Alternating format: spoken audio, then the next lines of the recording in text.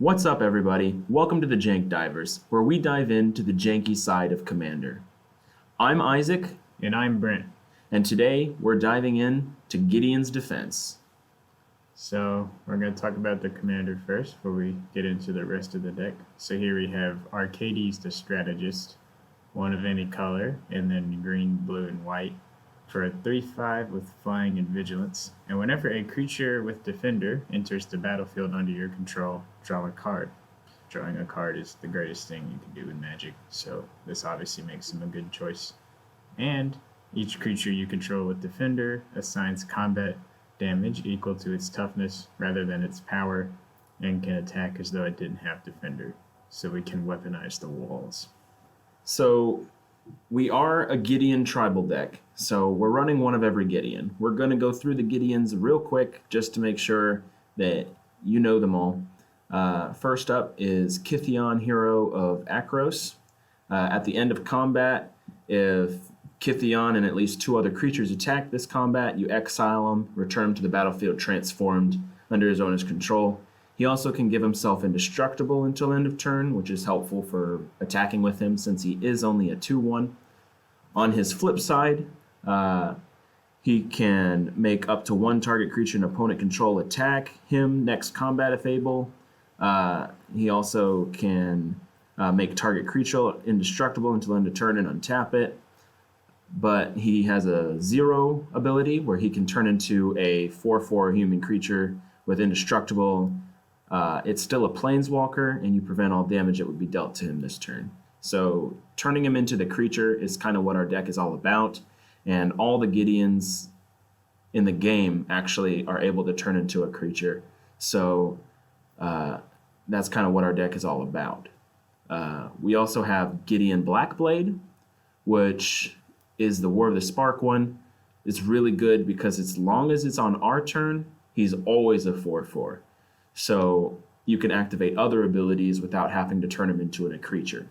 So he can give another target creature you control your choice of Vigilance, Lifelink, or Indestructible, or you can -6 him to exile target non-land permanent. Gideon Jorah is really good. He comes out with 6 loyalty counters on him, and his +2 during target opponent's next turn, creatures that player controls attack Gideon Jorah if able.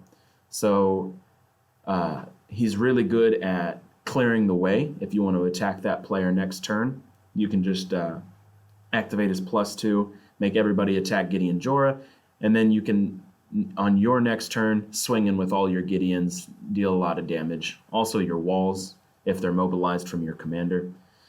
His -2, destroy target tapped creature. Again, if you're able to defend your Gideon from the attack, you can just -2, since they were forced to attack, forced to be tapped, then you just destroy it. And then his 0, he turns into a 6/6 big creature, prevent all damage that would be dealt to him this turn.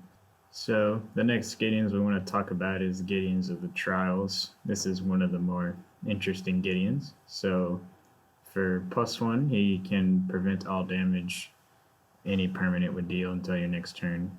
And then he has the classic turn into a creature Gideon ability. And then his bottom ability for a 0, you can get an emblem that says as long as you control a Gideon Planeswalker, you can't lose the game and your opponents can't win. So it's like the main reason to play like Gideon Tribal. It's a very powerful ability. It's Platinum Angel for free. Then we have Gideon Ally of Zendikar, who's just extremely efficient. Turns into a 5/5, can make a 2/2 white Knight Ally creature token, which is useful. And he can give all our creatures +1/+1 for an emblem, which can get out of hand if you can activate it more than once. So then we have Gideon, Champion of Justice, one of the more interesting Gideons. His +1 gives him a loyalty counter for each creature target opponent controls, so he can get out of hand really fast, especially if you're against a token deck. And then his 0, until end of turn, he becomes a indestructible creature with power and toughness equal to the number of loyalty counters on him, which is like obviously really good because he just gets massive And then he has a -15, which in certain games is going to be a lot easier to activate than it might appear at first glance. Just exiles all other permanents. So, if your back's against the wall and you have like 20 loyalty or something, it can be a very powerful win condition for you. Next up, we have the 2 Planeswalker deck Gideons. Gideon Marshall Paragon for 5 mana, starts with 5 loyalty. +2, untap all creatures you control. Those creatures get +1/+1 until end of turn. So if you're tapping your mana dork walls or just got tapped down by other means, you get to untap them all, attack with everything. Then his 0, he becomes the 5/5 Gideon creature, and he has indestructible, prevent all damage will be dealt to him. -10, creatures you control get +2/+2 until end of turn. Tap all creatures your opponents control. Again, if you have a pretty good sized board, this is just a great way to end the game with that ability. You also have Gideon the Oathsworn, the other Planeswalker deck Gideon. For 6 mana, 4 loyalty counter. Whenever you attack with 2 or more non-Gideon creatures, put a +1/+1 counter on each of those creatures. So your walls, whenever you're attacking with your walls or defenders, you're going to put +1/+1 counters on them, just growing them even larger than they already are. His +2 turns into the 5/5 white Gideon soldier that we've come to know and love. -9, exile Gideon the Oathsworn and each creature your opponents control.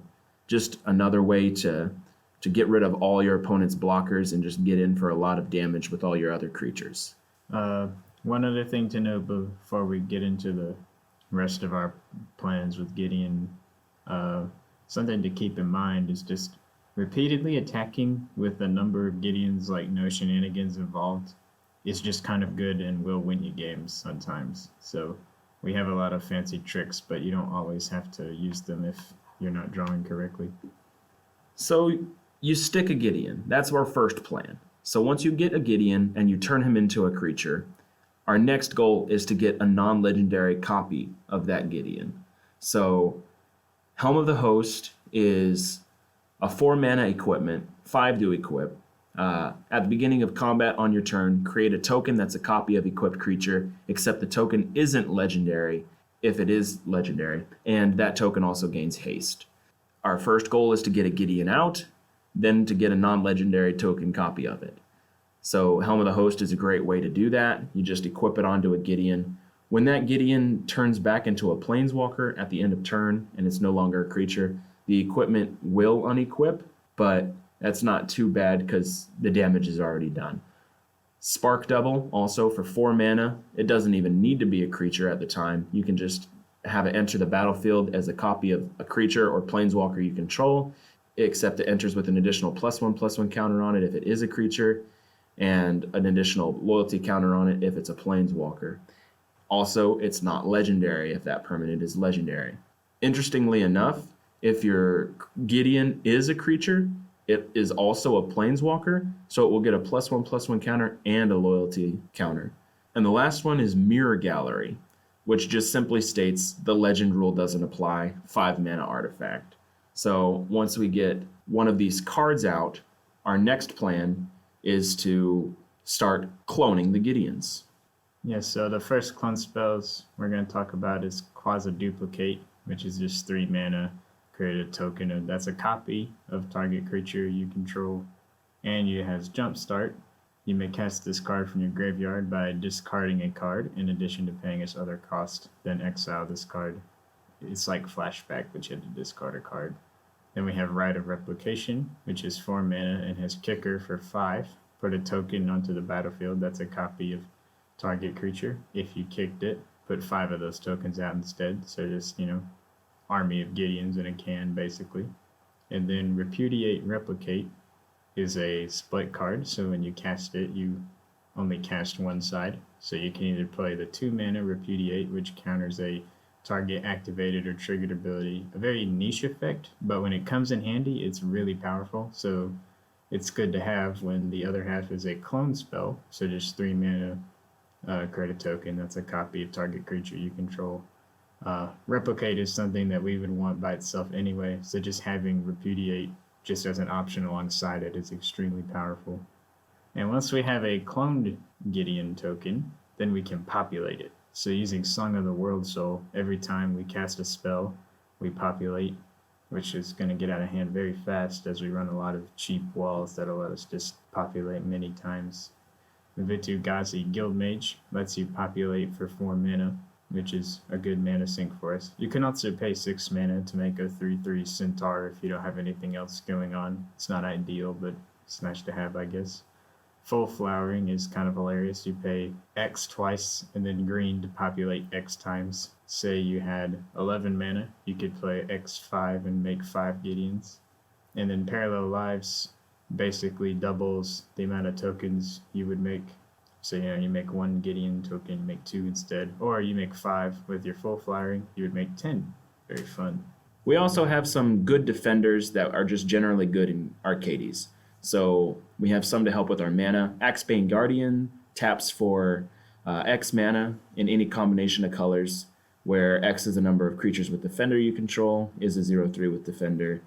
Sylvan Caryatid, Defender and Hexproof, and can just tap for 1 mana of any color. So both of those just help with our mana fixing and just mana ramp in general. Also have draw a card attached to them, so it's pretty good. Mnemonic Wall, for 5 mana, 0/4 with Defender, enters the battlefield, you get to bring an instant or sorcery card from your graveyard back to your hand. So whether this is a removal card, a counter spell, or a clone spell, you just get to get it back from your graveyard and just get a lot of value off of that. Also has draw a card attached to it. And Wall of Omens, just a 2 mana 0/4 with Defender. When it enters the battlefield, you get to draw a card. Again, with Arcades, this is draw 2 cards. Just really good, and all of our defenders are also pretty good at defending our Gideons from just being chipped down with early creatures. Next up, we have some wall token making cards. These help us get more value out of our populate cards. So first up, we have Wall of Kelp, which for 2 blue, we can tap it and put a Kelp token into play. This token is a 0/1 blue wall with Defender. Then we have Birth of Meletus, which is a saga. So for 2 mana, the first lore counter, search your library for basic plains cards and reveal it and put it into your hand, then shuffle your deck. Second counter, create a 0/4 colorless wall artifact creature with Defender. And then the third one, you gain 2 life. All pretty neat effects for us. Teo the Shield Mage. For 3 mana, we just have Hexproof, so this means that you can't be targeted by discard spells or somebody's Etherflux Reservoir, for example. And then for his -2, you can create a 0/3 white wall with Defender.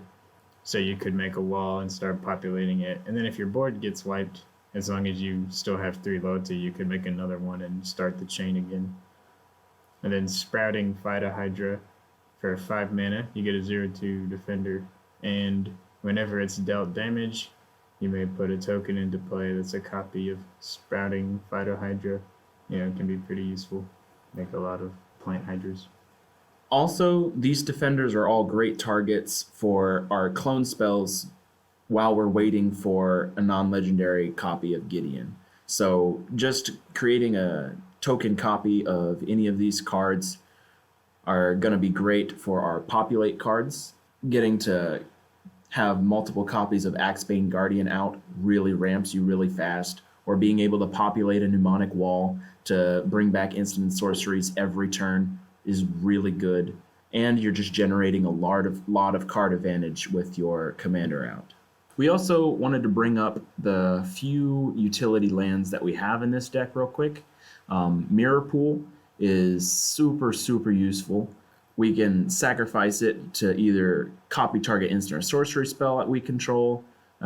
We can choose new targets for the copy, or we can sacrifice it and create a token copy that's a copy of target creature we control. So this can double up a removal spell if we need to, or it can copy a Gideon or a different clone spell, or it can just give us a token copy of a defender creature if we just need something to start populating so we can draw cards. We also have Mystic Sanctuary. It enters the battlefield tapped unless you control 3 or more other islands. And when it enters the battlefield untapped, We can put a target instant or sorcery card from your graveyard on top of your library. Again, this can be either a removal spell, some sort of clone spell, a counter spell, just anything that's useful in our graveyard, we can just pull out real quick. Very powerful. It also has the basic land type of island, so we have a couple of lands in our deck that if you look in the deck list, you'll see you can search your library for an island and put it out. You can search this land up with those cards, so it's pretty easy to get to it. Next up, we have a couple tutor cards that we wanted to talk about. First of which is going to be Drift of Phantasms, which is just a 3-mana 0/5 defender with flying. So with our commander out, 3-mana 5/5 flying that says draw a card on it. Pretty useful. It also has the Transmute ability, which for 1 and 2 blue, you can discard it and search your library for a card with the same mana cost as this card, reveal it, and put it into your hand, then shuffle your library. So this lets you look through your deck for any card that costs 3 and put it into your hand. The first things we wanted to talk about are the 2 3-mana Gideons. Gideon Blackblade is pretty useful as you don't have to choose between using his abilities and making him into a Gideon creature. And then Gideon of the Trials is also a great one to tutor up as he has that Platinum Angel Gideon, which is always nice to have. Awakening Zone, another good target, gives us tokens to start populating or cloning if we really had to, ramps us a bit, and gives us the true colorless mana we'll need to activate the mirror pool we were just talking about. We can also tutor up Cackling Counterpart, which is a 3-mana clone spell that's an instant. Also has flashback for 7, so you can use it twice. Eternal Witness lets you get any card from your graveyard into your hand, so if your only Gideon got killed, you can tutor up Eternal Witness and get him back. Selesnya Eulogist is a 3-mana 3/3. And then for 3 mana, exile target creature card from a graveyard, then populate. So this gives us some much needed graveyard hate along with a populate effect, 2 things that we really want. And finally, Beast Within, which is just a 3 mana instant removal spell for any permanent. We also have Generous Gift in the deck, which is the same thing but white. We also have Open the Armory. It is 2 mana, search your library for an aura or equipment card, reveal it, put it in your hand, then shuffle your library.